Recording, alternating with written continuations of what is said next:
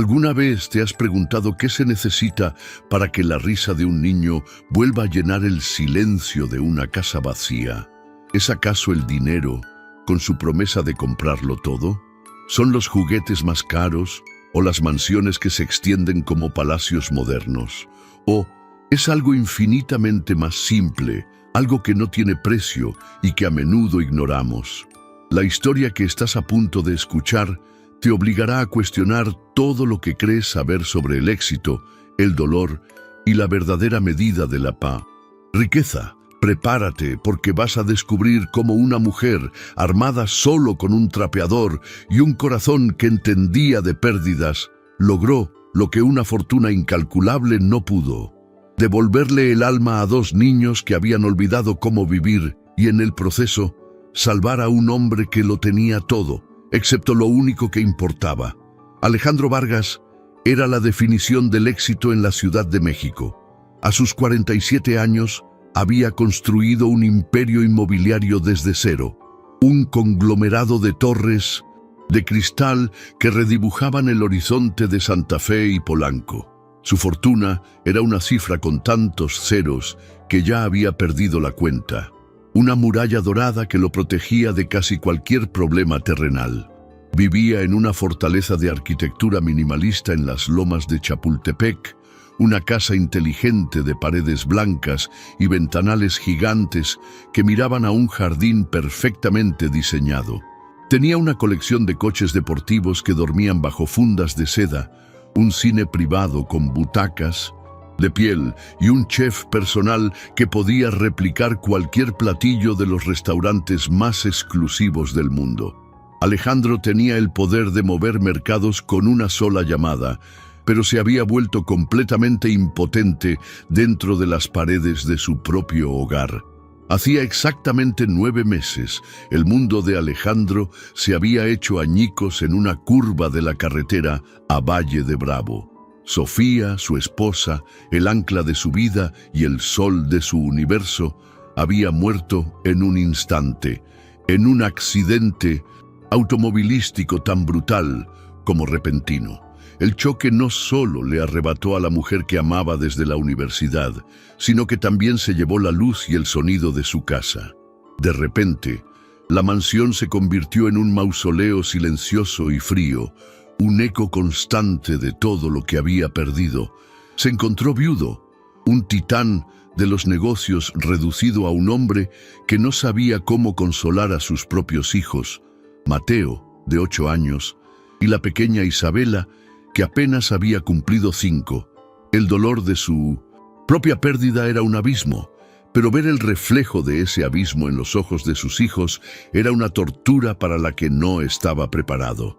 Mateo, que antes era un torbellino de energía, un niño que llenaba cada rincón con preguntas y risas, se había transformado en una sombra.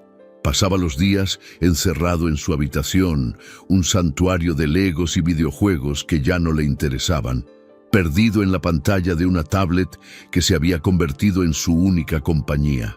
Sus conversaciones se redujeron a monosílabos. Sus ojos, antes brillantes y curiosos, ahora estaban permanentemente nublados por una tristeza que parecía demasiado pesada para un niño de su edad.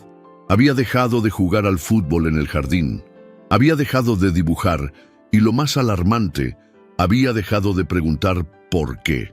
Era como si la curiosidad, el motor de la infancia, se hubiera apagado dentro de él, dejando solo un silencio resignado que aterraba a Alejandro más que cualquier crisis en sus empresas.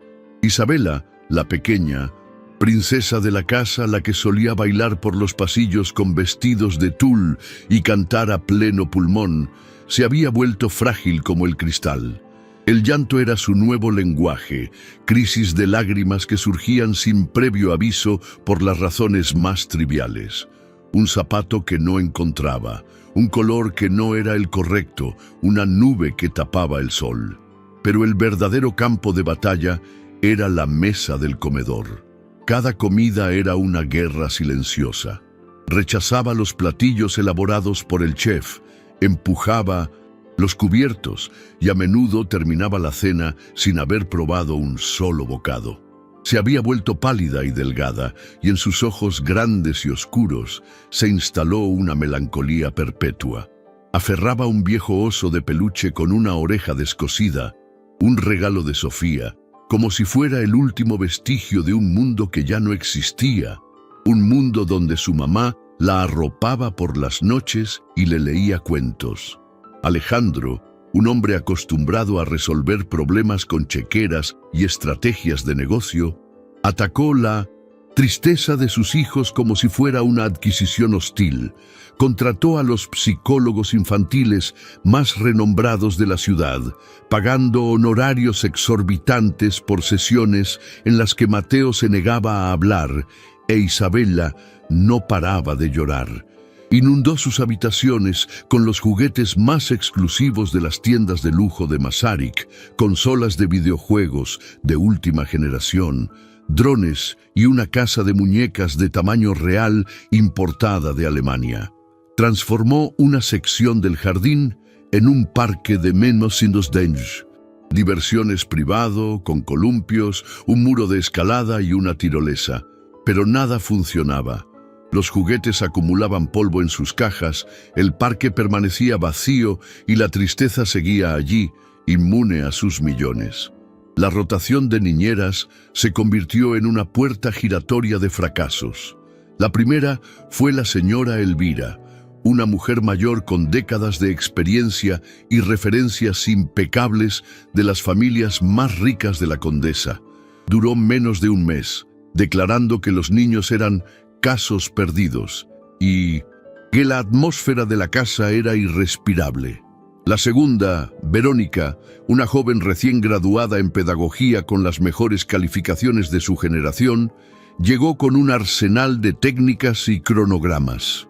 Se rindió a las 3 semanas, confesando entre lágrimas que no podía conectar con ellos, que era como hablarle a una pared. La tercera ni siquiera terminó su primera semana. Alejandro se sentía humillado y derrotado. Él, que podía negociar con inversores internacionales y cerrar tratos multimillonarios, no podía lograr que sus propios hijos comieran un plato de sopa. En su desesperación y frustración, Alejandro hizo lo que siempre hacía cuando se enfrentaba a un problema que no podía resolver. Se refugió en el trabajo. Las jornadas laborales se extendieron hasta convertirse en un escape. Salía de la mansión antes de que los niños despertaran y regresaba mucho después de que se hubieran dormido, o al menos después de que hubieran sido enviados a sus camas. Delegaba el cuidado de sus hijos a la niñera de turno, confiando en que el profesionalismo sustituiría el afecto. Los fines de semana, en lugar de intentar cruzar el abismo de silencio que los separaba de Mateo e Isabela, se encerraba en su despacho, una oficina de caoba y acero dentro de la propia casa, fingiendo emergencias de trabajo para no tener que enfrentar la evidencia de su fracaso como padre. La mansión, que en tiempos de Sofía vibraba con música, risas y el aroma de pasteles recién horneados, ahora era un monumento al silencio. El piano de cola en la sala principal, donde Sofía solía tocar melodías de Chopin, mientras los niños jugaban a sus pies, permanecía cerrado, su tapa cubierta por una fina capa de polvo, un sarcófago de recuerdos felices. La enorme mesa del comedor, diseñada para 12 personas, rara vez tenía más de 3 asientos ocupados. Las cenas eran un ritual tenso y silencioso. Alejandro comía de forma autómata, revisando correos en su teléfono, mientras Mateo removía la comida en su plato sin probarla, e Isabela construía pequeñas murallas con los vegetales, sin llevarse casi nada a la boca. La ausencia de Sofía no era un vacío, era una presencia abrumadora y silenciosa que lo ocupaba todo. Fue en medio de este panorama desolador que apareció Lucía Ramos. No llegó con un currículum impresionante, ni fue recomendada por una agencia de élite. Lucía fue contratada a través de la misma empresa de limpieza industrial que daba servicio a los edificios de oficinas de Alejandro. Era una solución práctica y desesperada, después de que la última empleada doméstica renunciara, harta del ambiente opresivo. Alejandro había decidido que, si no podía arreglar el corazón de su casa, al menos podía mantenerla impecable. La contratación de Lucía fue un trámite administrativo, una firma en un contrato, nada más. No hubo una entrevista personal, solo una instrucción a su asistente para que se encargara de todo. La primera vez que Alejandro vio a Lucía, su juicio fue instantáneo, superficial y teñido de la arrogancia de su clase social. Ella esperaba en el vestíbulo una mañana de lunes, vestida con un uniforme azul genérico, su cabello oscuro recogido en una trenza simple, sin una gota de maquillaje. Cargaba una mochila modesta y sus zapatos de trabajo mostraban el desgaste de innumerables kilómetros caminados. Él la saludó con un gesto rápido de la cabeza mientras se ajustaba la corbata de seda, dándole instrucciones básicas y concisas sobre lo que esperaba. Limpieza, profunda organización y sobre todo discreción. Para él, ella era simplemente parte del servicio, una figura invisible cuya única función era mantener el orden en su caótico universo. No podía estar más equivocado. Lo que Alejandro no podía ver, y ni en 1.000.000 de años habría imaginado, era la historia que Lucía cargaba en silencio detrás de su mirada tranquila. Lucía Ramos, de 42 años, residente de Nezahualcóyotl, no era solo una mujer de la limpieza, era una licenciada en Psicología Infantil por la UNAM, con una especialización en terapia de duelo. Había trabajado durante más de una década en un hospital público, ayudando a niños a procesar las pérdidas más inimaginables. Era una experta en el lenguaje del dolor infantil, una traductora de silencios y lágrimas. La vida, sin embargo, le había jugado una mala pasada. Su madre, su único familiar, fue diagnosticada con una enfermedad degenerativa rara y costosa, y las deudas médicas se acumularon como una avalancha, amenazando con quitarles la pequeña casa que era su único patrimonio. El sueldo de psicóloga en el sector público, aunque gratificante para el alma, era insuficiente para cubrir los tratamientos. Con el corazón roto, Lucía tuvo que tomar una decisión pragmática y dolorosa. Dejó la carrera que amaba, el trabajo que daba sentido a su vida, y buscó empleos que le ofrecieran un pago inmediato y en efectivo. La limpieza era un trabajo honesto y la demanda era constante. Durante 2 años había trabajado en 3 lugares diferentes. Por la mañana, en oficinas, por la tarde, en casas particulares y algunas noches, cuidando de su madre. La mansión de los Vargas era solo un trabajo más en su lucha por la supervivencia, pero el destino estaba a punto de poner su verdadera vocación a prueba en el lugar que menos esperaba. Durante sus primeros días en la mansión, Lucía se movió con la eficiencia silenciosa que se esperaba de ella. Limpiaba los vastos suelos de mármol, pulía las superficies de cristal y ordenaba habitaciones que parecían no tener vida. Pero Lucía no solo veía el polvo. Ella leía la historia de la casa.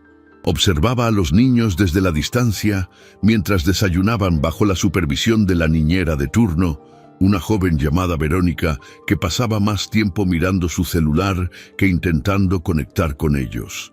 Veía cómo Mateo apenas tocaba su cereal y cómo Isabela dejaba su vaso de leche intacto.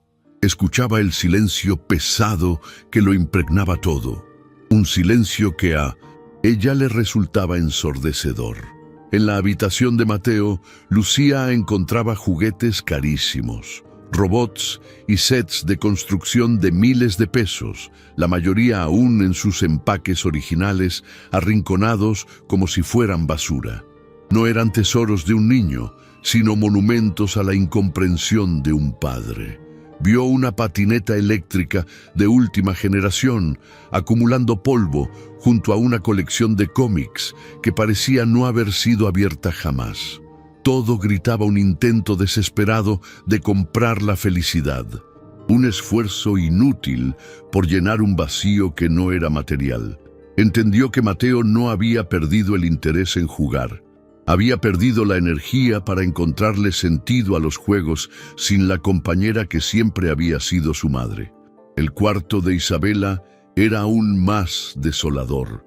Una colección de muñecas de porcelana con vestidos de seda y ojos de cristal la miraban desde sus cajas transparentes como prisioneras en una vitrina. Una espectacular casa de muñecas hecha a mano por un artesano de San Miguel de Allende ocupaba una esquina, pero sus muebles estaban perfectamente ordenados, sin una sola señal de haber sido usados. Lo único que Isabela parecía tocar era ese viejo oso de peluche gastado, el que llevaba a todas partes. Lucía notó que el oso tenía un pequeño lazo de color lavanda en el cuello y recordó haber visto una foto en la sala de Sofía usando un vestido de ese mismo color. Los detalles, siempre los detalles, eran los que contaban la verdadera historia. Lo que más impactó a Lucia fueron las fotografías. La casa estaba llena de imágenes de una familia que ya no existía. En la pared de la escalera principal, un gran retrato de Sofía, sonriendo, con una luz en los ojos que parecía iluminar toda la estancia. En la sala, una foto de las últimas vacaciones en la Riviera Maya. Alejandro y Sofía abrazados, con Mateo e Isabela construyendo un castillo de arena a sus pies, todos riendo a carcajadas. La diferencia entre los niños de las fotos y los que ella veía deambular por la casa era abismal. Aquellos eran niños llenos de vida, de sol y de alegría. Los de ahora eran fantasmas pálidos, atrapados en un invierno perpetuo. Lucía sentía un nudo en el estómago cada vez que pasaba junto a esas imágenes. En la cocina, un espacio impecable y moderno que parecía más un laboratorio que el corazón de un hogar. Lucía encontró más pistas. Descubrió un cuaderno de recetas con la caligrafía elegante de Sofía. Estaba lleno de recetas caseras, galletas de chispas de chocolate, pastel de zanahoria, elotes preparados como los vendían en Coyoacán. En la última página, pegada con cinta adhesiva, había una pequeña foto de Sofía y los dos niños, con las manos y las caras manchadas de harina, riendo mientras hacían galletas. Era una imagen de felicidad pura y simple. Lucía también notó que el refrigerador estaba siempre abastecido con comida gourmet de los restaurantes más caros, platillos que el chofer traía diariamente.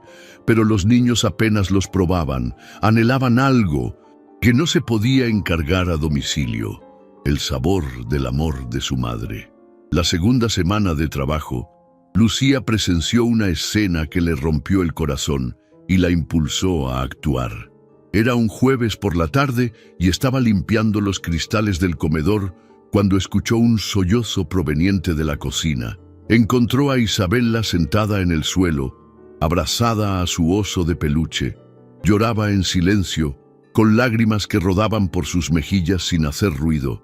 Verónica, la niñera, estaba a su lado, ofreciéndole una tablet con una voz impaciente. «Ya, Isabela, mira, vamos a ver tu caricatura favorita», decía, sin el menor rastro de empatía. La niña solo negaba con la cabeza y susurraba una y otra vez una sola palabra: «Galletas, galletas de mamá». Verónica, frustrada, se levantó y le dijo que dejara de llorar, que su mamá no iba a volver para hacerle galletas.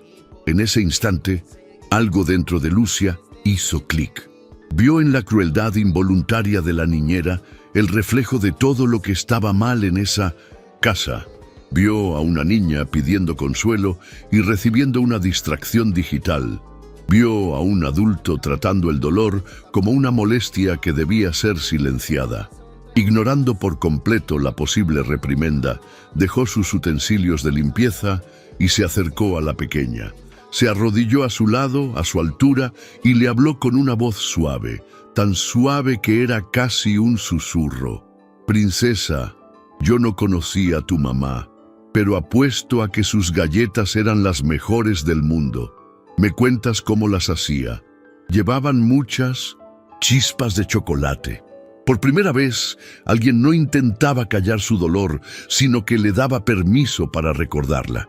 Isabela levantó la vista, sus grandes ojos llenos de lágrimas y sorpresa.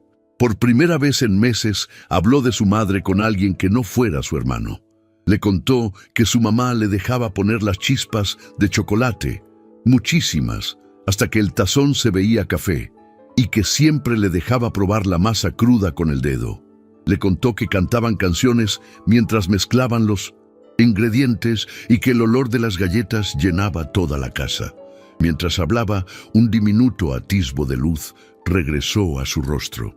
Verónica, molesta por la interrupción de la sirvienta, se acercó y dijo con tono autoritario: «Lucía, por favor, yo me encargo. Isabela, ya basta, vamos a tu cuarto». Pero la niña por primera vez se negó.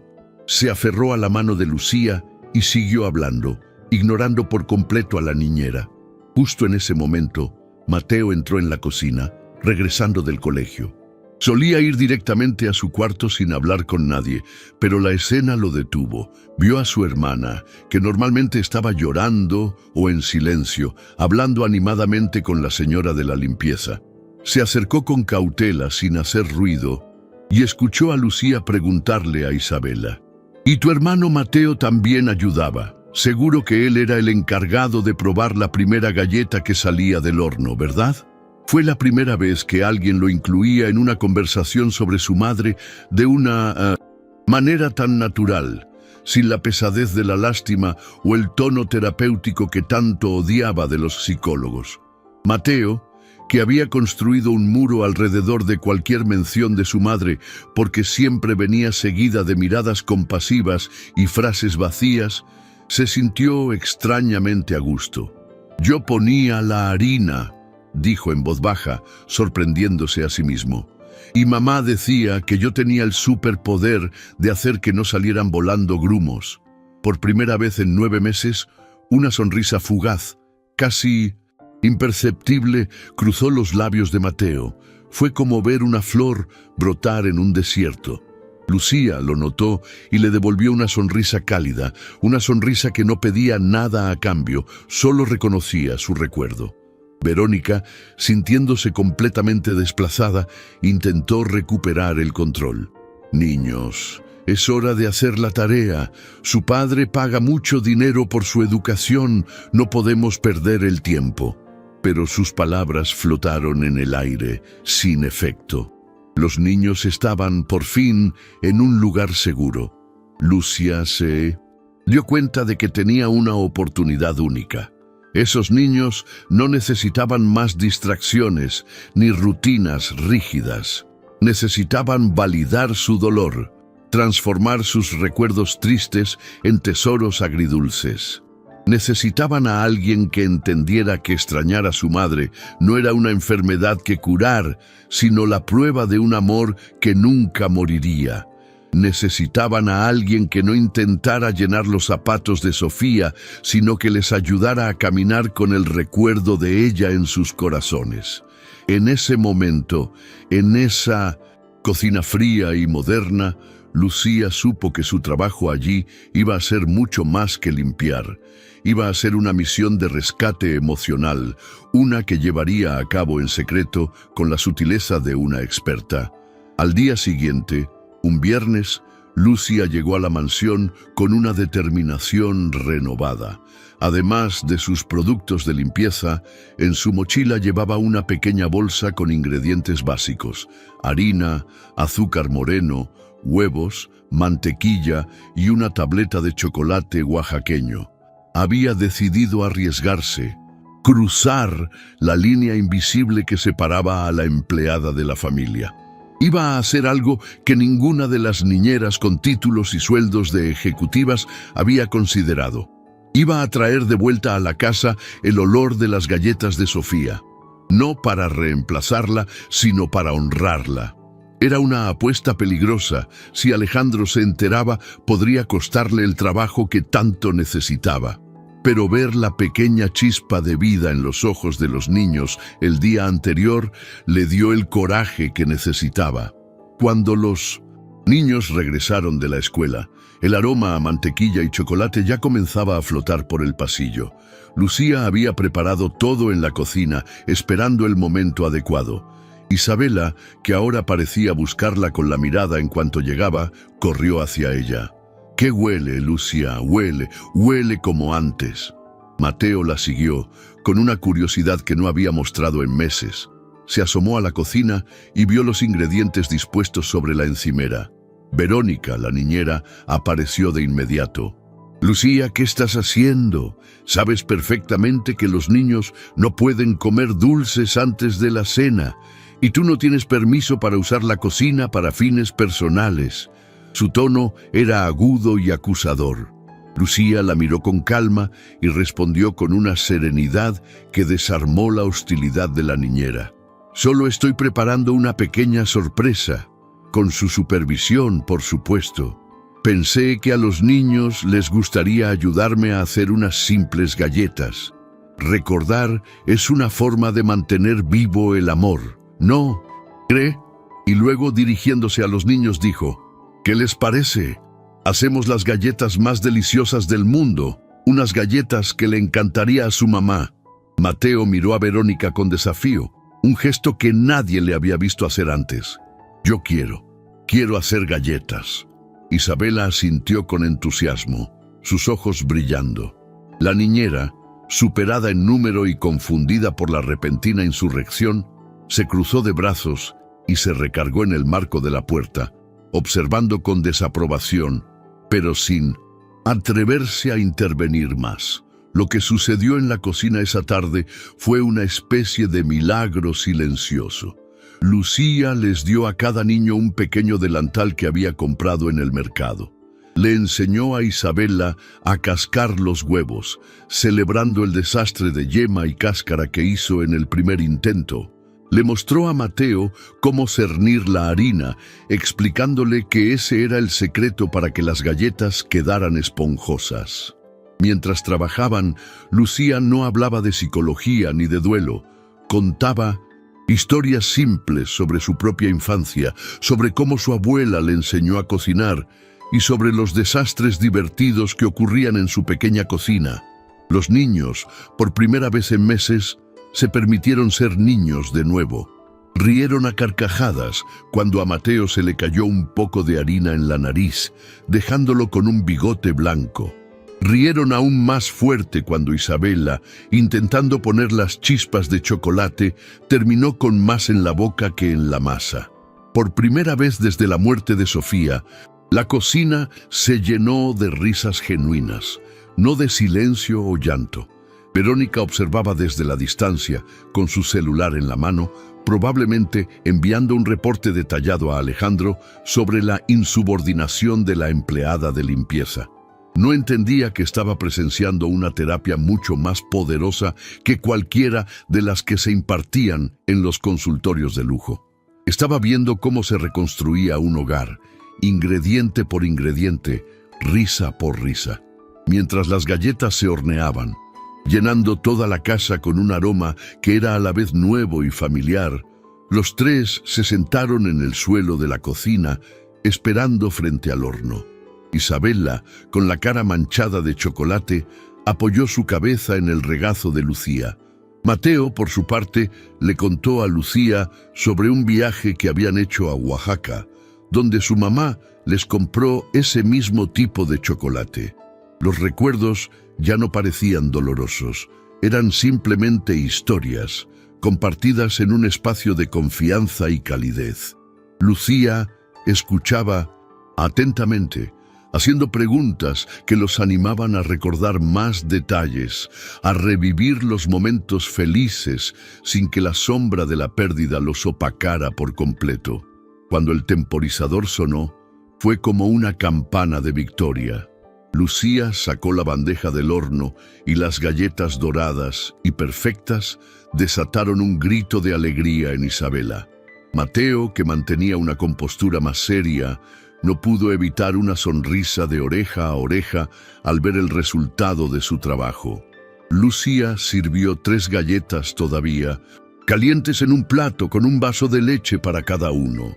Cuando Isabela dio el primer bocado, sus ojos se llenaron de lágrimas. Pero esta vez eran diferentes. No eran lágrimas de tristeza, sino de conexión, de un recuerdo que ahora sabía a consuelo. «No son iguales a las de mamá», dijo en voz baja. Pero están ricas porque las hicimos nosotros». Mateo asintió, comiendo su galleta con un apetito que nadie le había visto en meses. «A mamá le gustaría», afirmó.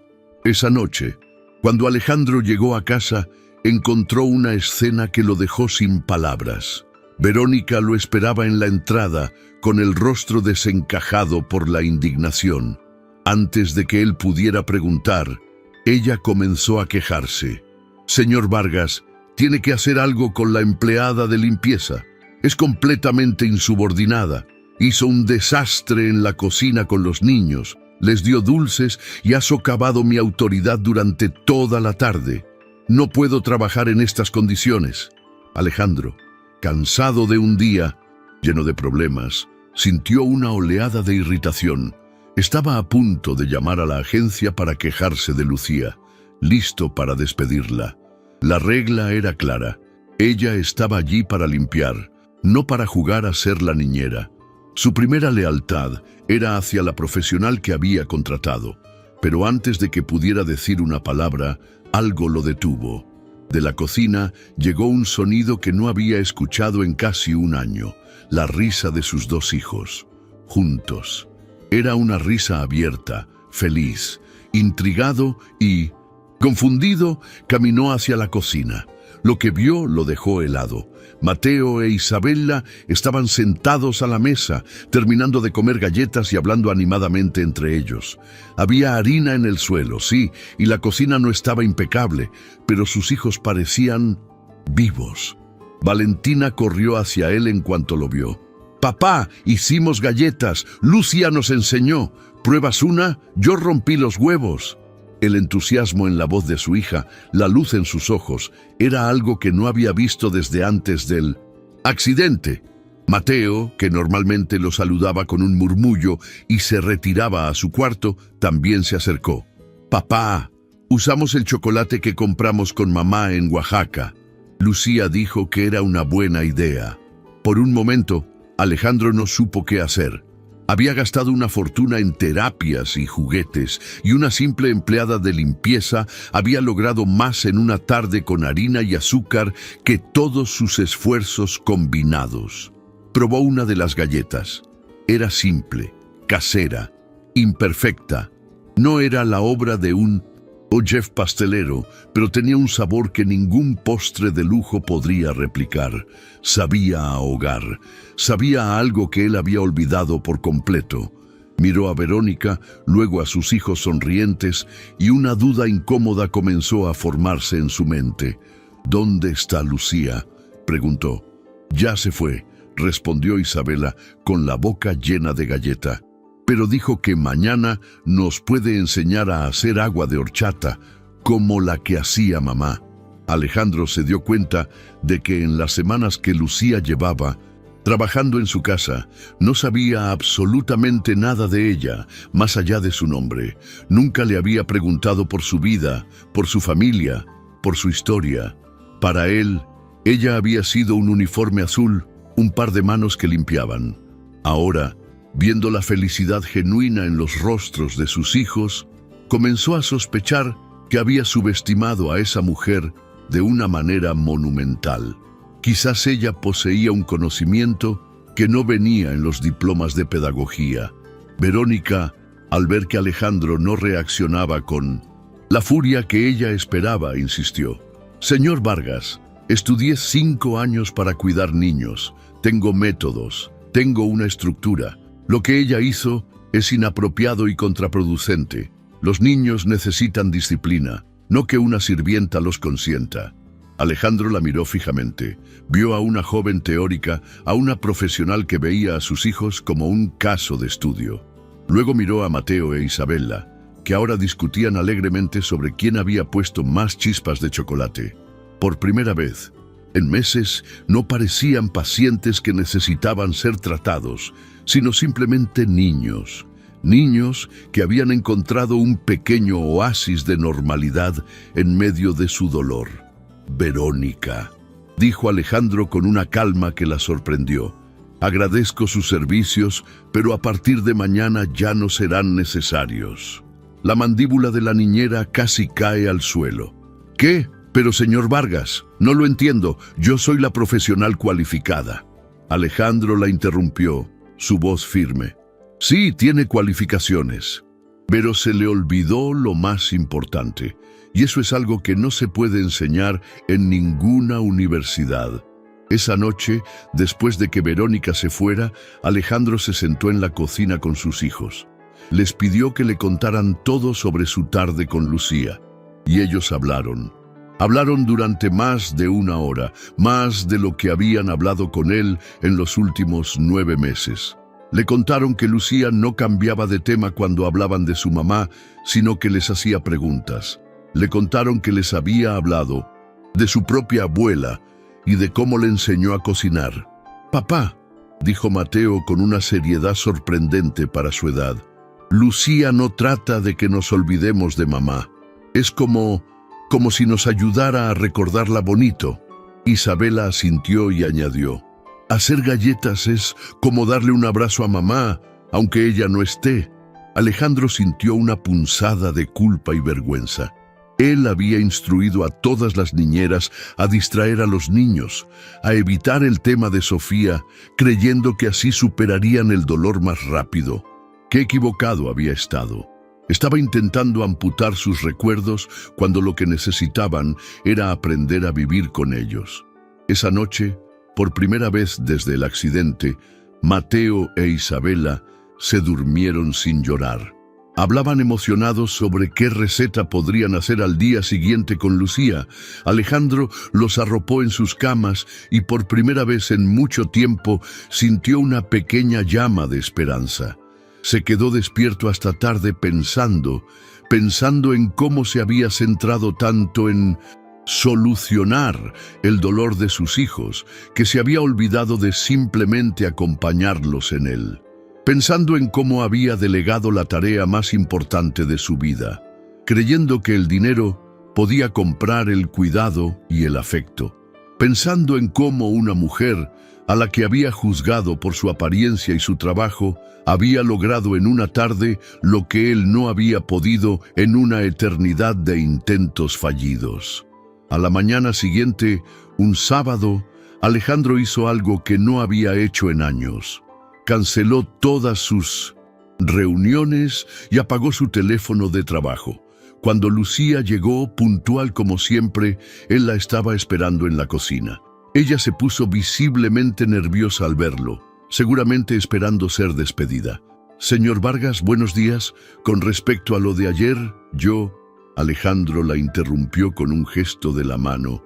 «Lucía, por favor, siéntese. No, usted no hizo nada malo. Al contrario, hizo algo que yo, con todo mi dinero y mis recursos, no he sido capaz de hacer. Les devolvió un pedazo de su infancia a mis hijos». Y entonces, con una humildad que no sabía que poseía, le contó todo. Le habló de su dolor, de su impotencia, de su culpa, de sus fracasos. Lucía escuchó en silencio, asintiendo de vez en cuando, su expresión llena de una empatía que era a la vez profesional y profundamente humana. Cuando Alejandro terminó, ella dijo algo que lo cambió todo. «Señor Vargas, usted no es un mal padre. Es un padre con el corazón roto, tratando de criar a 2 niños con el corazón roto. A veces, el dolor es tan grande que nos enfocamos en buscar una cura, cuando lo primero que necesitamos es aprender a convivir con la herida. Los niños no necesitan olvidar a su madre. Necesitan permiso para seguir amándola, para recordarla y para entender que está bien reír de nuevo, incluso cuando el corazón todavía duele. Lo de ayer no fue solo hacer galletas, fue un ejercicio de memoria, Fue decirles que sus recuerdos son valiosos y que el amor no se acaba con la muerte. Alejandro se quedó sin palabras.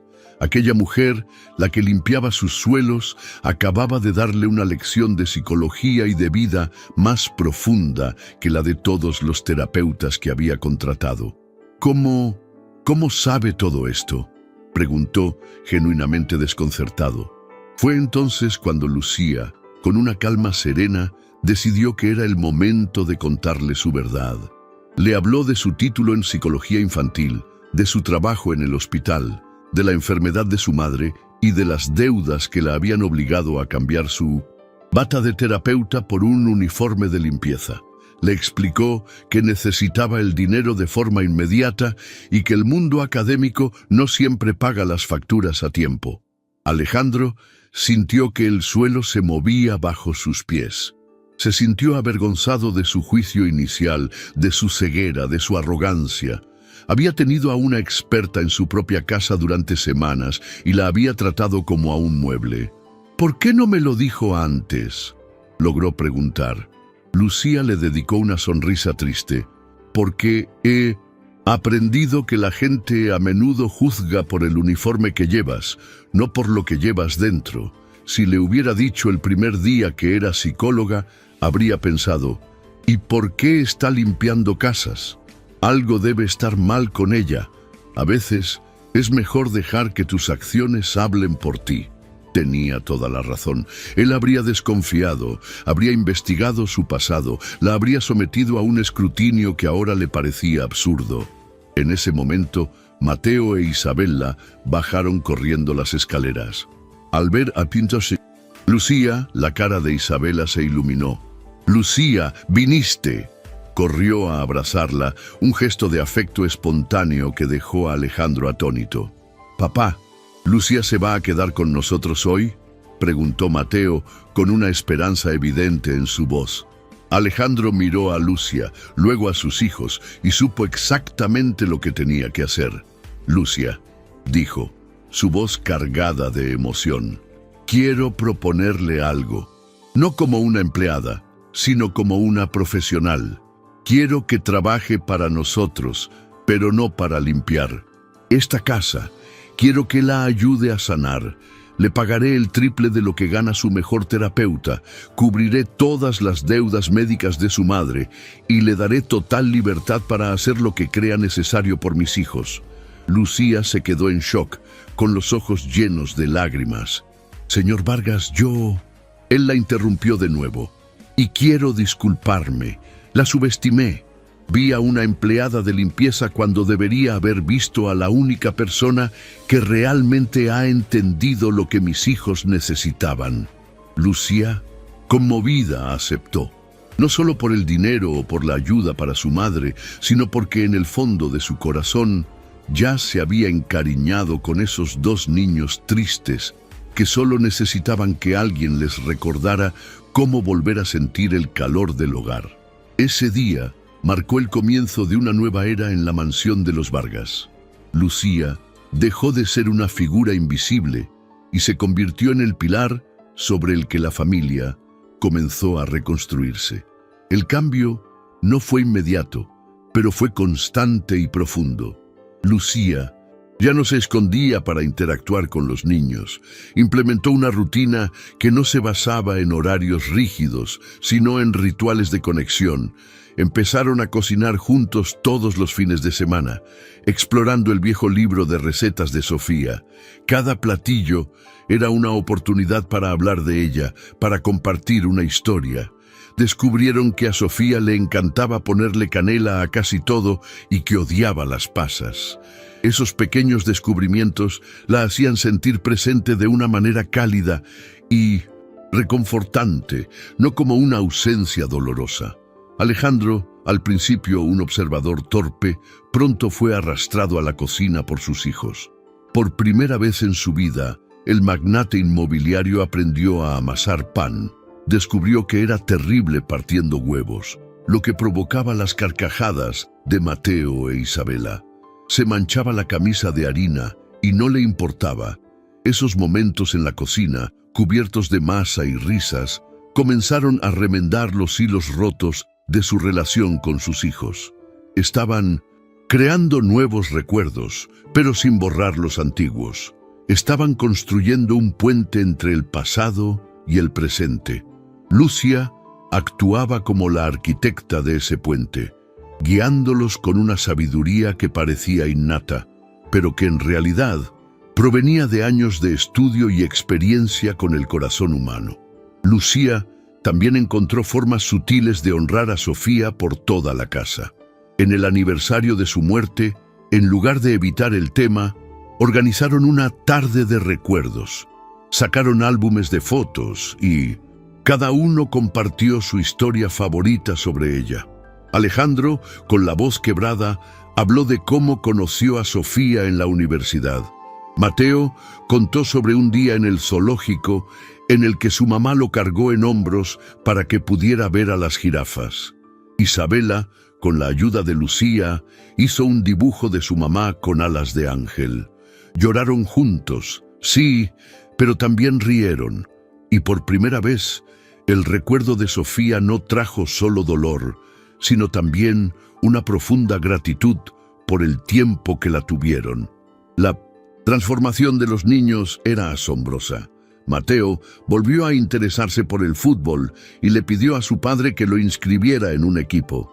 Empezó a traer amigos a casa, llenando los pasillos silenciosos con el sonido de las carreras y los gritos de juego. Su apetito regresó con creces y ahora era el primero en preguntar qué iban a cocinar el fin de semana. Isabela dejó de llorar por todo, volvió a ponerse sus vestidos de princesa y a bailar por la casa. Empezó a jugar con sus muñecas, pero ahora los juegos consistían en organizar grandes cenas familiares para ellas, replicando los momentos felices que vivía en la cocina real. El viejo oso de peluche seguía siendo su compañero, pero ya no era un ancla de tristeza, sino un amigo confidente. Alejandro, por su parte, experimentó una transformación igualmente profunda. Se dio cuenta de que durante años había estado tan consumido por construir su imperio que se había convertido en un espectador de la vida de su propia familia. El trabajo había sido su refugio, pero también su prisión. Empezó a delegar más responsabilidades en su empresa, a salir más temprano de la oficina. Pasó a recoger personalmente a sus hijos del colegio, descubriendo el tesoro que se escondía en esas conversaciones de 20 minutos en el coche, escuchando sobre sus amigos, sus maestros y sus pequeños dramas cotidianos. Estaba aprendiendo a ser padre de nuevo, o quizás por primera vez de verdad. Lucía no solo sanó a la familia Vargas, sino que también encontró su propia sanación. Alejandro, fiel a su palabra, se encargó de que la madre de Lucía recibiera el mejor tratamiento médico disponible sin escatimar en gastos. Contrató a una enfermera de tiempo completo para que la cuidara, liberando a Lucía de esa preocupación constante. Un día, Alejandro la llevó a una de las fundaciones que patrocinaba su empresa, una que trabajaba con niños en situación de vulnerabilidad. «Esto es para ti», le dijo. «Quiero que dirijas esta fundación. Quiero que implementes tus ideas, que ayudes a cientos de niños como ayudaste a los míos. Este es tu verdadero lugar, Lucía». Era una oferta que iba más allá de la gratitud. Era un acto de reconocimiento a su verdadero valor. La relación entre Alejandro y Lucía se estableció en un terreno de profundo respeto y afecto platónico. No era una historia de amor romántico, sino algo quizás más raro y valioso. La historia de dos almas de mundos completamente diferentes que se encontraron para formar un equipo, una alianza inquebrantable por el bienestar de dos niños. Lucía se convirtió en una figura indispensable en la casa, una mezcla de tía sabia, mentora y la mejor amiga de la familia. Su presencia era una fuente de calma y sensatez en un hogar que antes había estado a la deriva en un mar de dolor y confusión. Se habían convertido en una familia, no por lazos de sangre, sino por elección, por gratitud y por un amor construido sobre las cenizas de una tragedia. Un domingo por la tarde, casi un año después de la llegada de Lucía, Alejandro tuvo que salir a resolver una emergencia en una de sus construcciones. Prometió volver para la cena. Sin embargo, el problema se solucionó antes de lo previsto y decidió pasar por una pastelería artesanal para llevarle una sorpresa a los niños. Eran cerca de las 5 de la tarde cuando entró en la casa. Estaba silenciosa, pero no era el silencio opresivo de antes. Era un silencio tranquilo, pacífico. Caminó hacia la sala de estar, esperando encontrarlos viendo una película, pero no estaban allí. Luego escuchó unas risas suaves provenientes del jardín trasero, del lugar donde solía estar el piano de Sofía. Lo que vio al abrir las puertas de cristal del jardín lo dejó paralizado, con el corazón encogido de una emoción tan intensa que casi le corta la respiración. Lucía estaba sentada en el césped bajo la sombra de un viejo fresno. Isabella estaba acurrucada a su lado, con la cabeza apoyada en su hombro, mientras Lucia le trenzaba el cabello con una delicadeza infinita. Mateo estaba recostado con la cabeza en el regazo de Lucía, leyendo un libro en voz alta para ellas. El sol del atardecer, filtrándose entre las hojas de los árboles, los bañaba en una luz dorada. No era una escena dramática ni grandilocuente. Era una estampa de paz absoluta, de amor incondicional y de pertenencia. Parecía un cuadro, una pintura de una familia feliz. En ese instante, Alejandro comprendió la verdadera dimensión del milagro que había ocurrido en su casa. Lucía no solo había salvado a sus hijos del dolor, les había dado algo nuevo, algo que él nunca habría podido darles solo. Les había dado un segundo pilar, un refugio maternal que no reemplazaba a Sofía, sino que complementaba su memoria. Vio cómo Mateo levantaba la vista del libro y le sonreía a Lucía, una sonrisa de pura confianza y afecto. Vio cómo Isabella se reía de algo que Lucía le susurraba al oído, y entendió que esa mujer no estaba allí por el sueldo, ni siquiera por la gratitud. Estaba allí porque amaba a sus hijos como si fueran suyos. Lágrimas silenciosas comenzaron a rodar por las mejillas de Alejandro. No eran de tristeza, sino de una gratitud tan abrumadora que resultaba casi dolorosa. Pensó en Sofía, y por primera vez desde su muerte no sintió una punzada de dolor, sino una profunda paz. Sintió, de alguna manera inexplicable, que Sofía estaría de acuerdo, que estaría feliz de ver a sus hijos tan cuidados, tan amados. Sintió que el universo, de alguna manera misteriosa, les había enviado a Lucía. Era como si el amor de Sofía fuera tan grande que incluso después de haberse ido, había encontrado la manera de seguir cuidando de su familia a través de otra persona. No quiso interrumpir el momento. Se quedó observando desde la puerta durante varios minutos, grabando esa imagen en su memoria para siempre. La imagen de sus hijos, sanos, felices y seguros, envueltos en el afecto de una mujer extraordinaria a la que casi despide por hacer galletas. Cuando finalmente entró en el jardín, los tres levantaron la vista y le sonrieron. «¡Papá, llegaste!», gritó Isabella corriendo a abrazarlo. Mateo también se levantó y lo abrazó. Alejandro los estrechó fuerte, pero sus ojos estaban fijos en Lucia, que se había puesto de pie, un poco cohibida. Él se acercó a ella y sin decir una palabra la abrazó también. Un abrazo torpe, pero lleno de todo lo que no podía expresar con palabras. «Gracias, Lucia», susurró. «Gracias por devolverme a mí.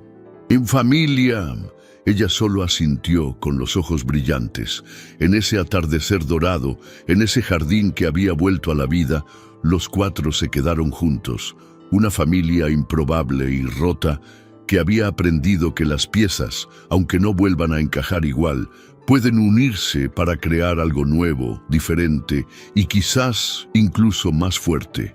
La historia de la familia Vargas Ramos no era sobre superar una pérdida, sino sobre cómo el amor, en sus formas más inesperadas, siempre encuentra la manera de abrirse, paso, como una flor obstinada que crece en las grietas del concreto.